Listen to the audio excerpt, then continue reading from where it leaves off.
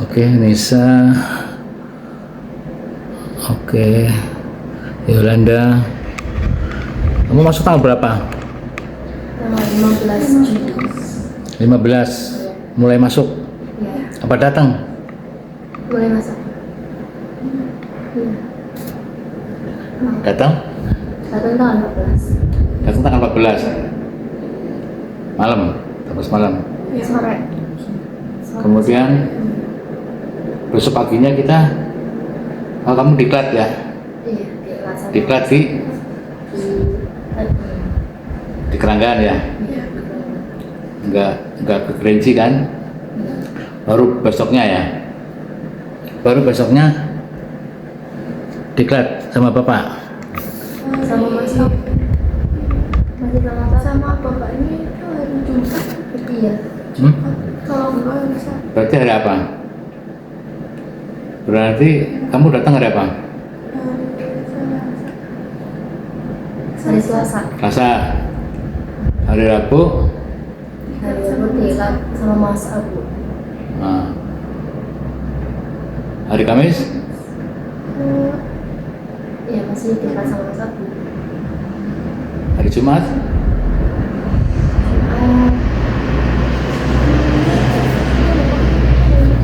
Hari Sabtu baru sama Bapak. Masa? Oh, bapak Jumat aja udah berangkat. Kamis. Oh iya, Kamis. Kamis malam ya Pak. Kamis malam. Kamis malam. Malam Jumat. Kamu datang hari Hari Selasa. Selasa. Ya. Selasa. Hari Rabu. Selasa malam apa sore? Apa pagi? Sore. Selasa sore. Iya. Hari Rabu diklat Diklat. sama Mas Abu mengenal DHBH ya. Terus diklat admin Ya. ya. Hari Rabuan, hari Kamis Kamisnya malam Kamis ya. Malam Kamis. malam Kamis ketemu bapak. Iya. Oke, hari Kamis Sama Mas diklat di sini kan Oh iya dikasih sini ya. sama Mas Abu, ada Mas Abu kan. Iya gitu. Kamu nggak pernah punya nggak pernah catatan ya? Nggak pernah. Oke. Hari Jumat kamu praktek kan? Praktek. Jadi admin gitu ya. Betul nggak? Waktu diklat sama Bapak hari Kamis itu kamu diklat apa aja? Diklat tentang fungsi manajemen, marketing mix, terus S Moto moto DHBH. Oke. Untuk. Oke. Oke. Ayo coba jelasin moto DHBH seperti apa? Moto Moto DHBH itu apa? Sojudis Takeko Berawasase Sosana Ate Prof. Oke, apal ya? Apal nis? So judis takeko berawasase sosanate. Prof. Oke. Kenapa Bapak ajarkan kamu moto? Semuanya dapat ya. Semuanya dapat pelajaran. Tapi untuk seorang yang nantinya akan dikondisikan untuk sebagai pengelola, itu pendalamannya berbeda. Karena nanti akan jadi mentor. Maka pendalamannya berbeda. Pendalaman dalam bentuk kajian. Misalnya, kamu jelasin coba, sojudis takeko berawasase dalam terapannya di DHBH seperti apa? Sojudis itu sholat 5 waktu. Ada yang sholat, kamu sholat 5 waktu? Sholat? Tapi Sholat ya? lagi enggak. Eh? Lagi enggak. Ya.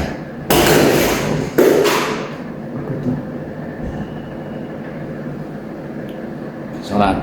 Kamu sholat. Ketika kamu sebagai pengelola, kamu melihat yang lain juga. Yang lain pada sholat apa enggak? Itu maksudnya. Ada orang yang memang nggak sholat, ada. Jadi kamu sekarang posisinya bukan sebagai pengkaji diri, tapi juga pengkaji usaha, pengkaji moto. Paham ya? Sholat. Oke, terus berikutnya apa? Jujur. Nah, jujur terapannya di DHP seperti apa? Berkata jujur kepada pelanggan, terus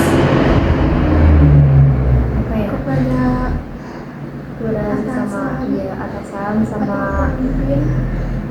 Terus jujur dalam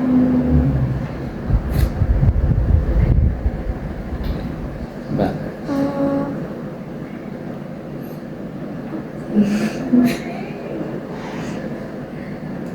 dalam Jadi ya gini, bagus sudah jujur dalam semua perkataan. ya jujur pada diri sendiri dulu ya. Kamu jujur pada diri sendiri, harus jujur kemudian jujur pada orang lain. Orang lain itu bisa pihak lain lah gitu ya, atau perusahaan gitu. Terapannya dalam praktek misalnya gimana? Jujur. Misalnya kamu ini sebagai admin ya, di depan kan kamu kan mewakili SOP, bukan mewakili pemilik atau mewakili karyawan, tidak, kamu tuh mewakili dijalankannya SOP. Jadi jujur pada diri sendiri maupun jujur pada orang lain. Kan misalnya gini, jam kedatangan, kamu harus jujur. Kamu dia datang jam berapa tadi? ke sini Nah, jam tadi saya Dari jam 13 lebih 6 sampai sini nah, dari Jam DHBK 12 kurang 4 kayaknya. kalau itu kaitannya dengan disiplin ya, kalau itu dengan disiplin lah. Undangan jam 1. Kamu enaknya kalau undangan itu jam berapa bagusnya supaya pas tepat. Kalau itu kan tadi kan lewat ya. Undangan jam 1, datangnya jam Jam 1 lebih 17 17 ya, lewat 17 menit ya. Itu namanya disiplin nih. Supaya tadi nanti kamu disiplin, enakan undangan setengah 2 apa jam 1. Yang pas itu menurut kamu. Jadi nanti kalau ketika kamu nanti mau jadi mentor kamu tuh, nanti ketika ngundang anak buahmu, pasnya jam berapa? Jam 1 apa setengah 2? jam jam 1. Jam 1 ya? OTW-nya jam setengah 1. Ya, oke. Berarti nanti kalau kamu disuruh untuk diklat, kemudian bikin undangan tuh, bikin undangan jam 1, biar jam 1 sudah bisa datang. Itu nanti bisa disiplin. Ya. Oke, terkait dengan kejujuran, misalnya terapannya dalam praktek kamu selama seminggu ini gimana?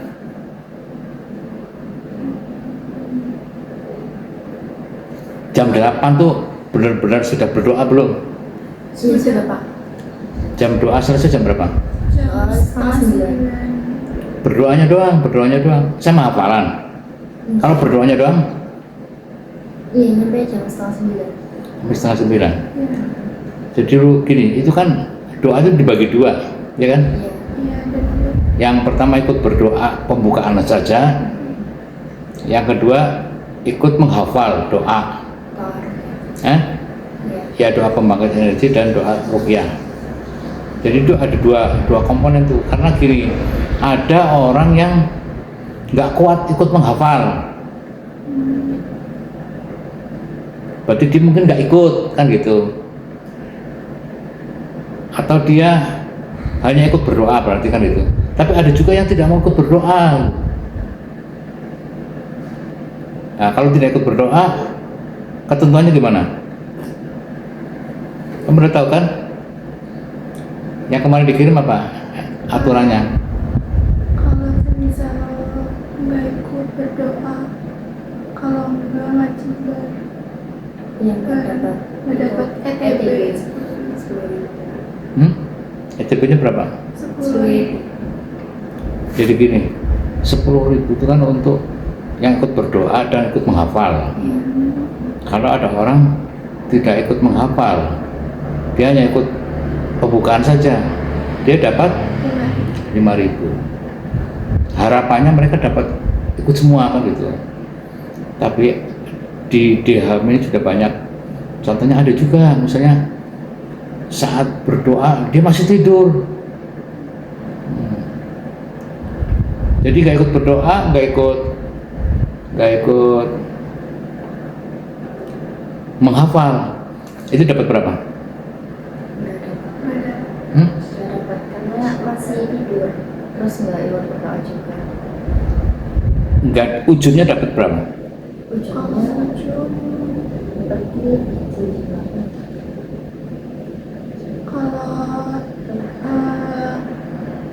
ujung kalau semisal kita yang nggak ikut berdoa, ujungnya dapatnya 10.000. Jadi misalnya walaupun mereka sudah ujungnya sudah 30.000 ya, atau walaupun sudah 20.000, begitu dia ikut berdoa dia hanya dapat ujung 10.000. Kan di aturannya ada kan? Itu untuk apa? Sebenarnya harapannya itu ikut berdoa semua. Jadi bahasanya itu bukan penalti, bukan ya. Ya udah dapat segitu. Itu penting bagi admin karena admin yang ngelola keuangan. Ya. Kalau begitu kamu tidak jujur, maka kamu akan pusing sendiri. Pusing gini. Ini tadi yang nggak ikut doa kok ditulis dapat 10.000 misalnya gitu. Terus ada yang lain terus suatu waktu nggak ikut mau ditulis, jadi kamu pusing sendiri. Itu arti pentingnya kejujuran dan kedisiplinan. Jadi kamu harus memegang SOP gitu. Paham ya? Orang yang datang jam 9 dapatnya berapa? Sesuai dengan ketentuan.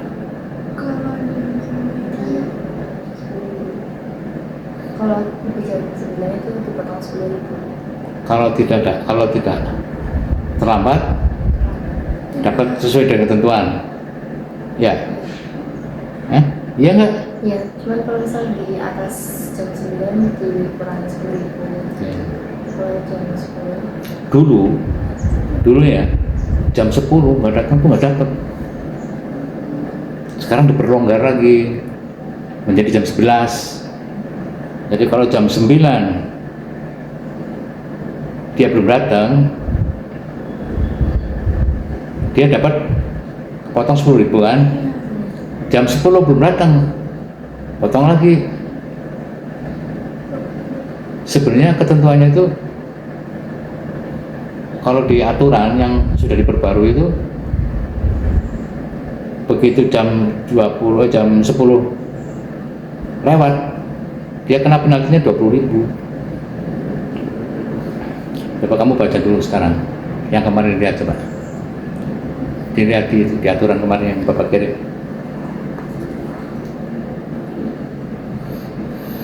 Jadi kalau ada yang baru datang jam 10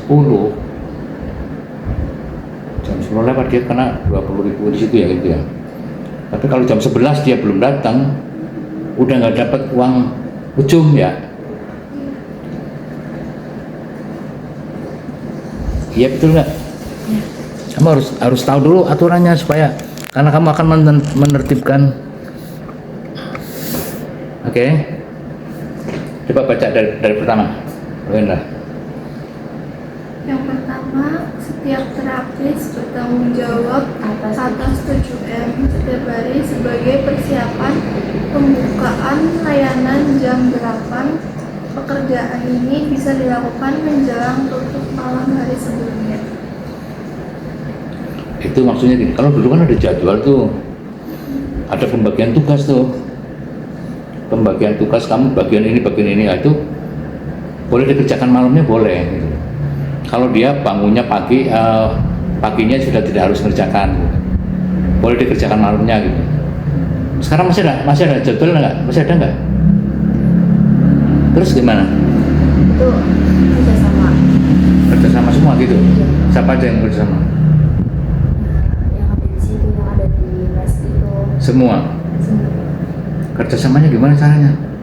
Kayak ada yang nyapu, terus ngepel, terus bersih meja, ambil minuman buat di depan, naruh minuman, terus menata sini Kain, sarung, handuk, terus mengambil melengkapi minyak zaitun, krim mes, Ya, terima kasih. sama alkohol. Itu gimana kerjasamanya caranya? Pembagian tugas atau seperti apa?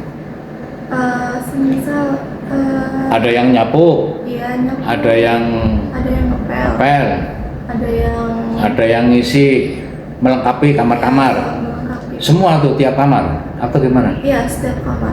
Pembagiannya tiap kamar atau siapa yang kamar 1, 2, 3 kayak gitu apa gimana? Satu orang semua kamar. Satu orang semua kamar. Ya. Jadi satu orang ditugaskan untuk semua kamar 1 sampai 8. Ya. Oke, yang atur siapa? Pertama awal itu Bu Amel apa namanya bagi tugas. bagi tugas. Saya melengkapi kain, terus handuk, terus sarung, sama waktu pertamanya Nisa mengambil seperti minyak zaitun, Betul. alkohol, sama krim. Dilengkapi itu tiap kamar. Iya, ya Pak. Sarung tangan, ada Iya, sarung tangan. apa? Terus Pokoknya semua lah gitu ya? Iya. Hanya kamu apa yang lain ikut? Yang lain juga ikut. Ikut apa? Apa pembagian tugasnya gimana? Nggak, ayah pengen tahu gini, kemampuanmu memanage seperti apa? Kalau leadership biasanya kelihatan dari awal tuh kelihatan. Ketika kamu sudah mulai memahami, kamu akan bisa mengkondisikan. Manajemen itu kan mengatur, mengelola. Nah, kamu sudah bisa sampai di mana? Jangan sampai gini loh. Akhirnya, wah ada yang kerja, ada yang enggak, gitu ada nggak kayak gitu?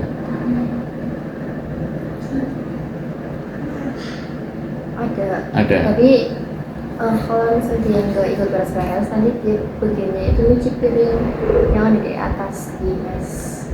Siapa itu? Siapa yang tugas cuci piring? Biasanya?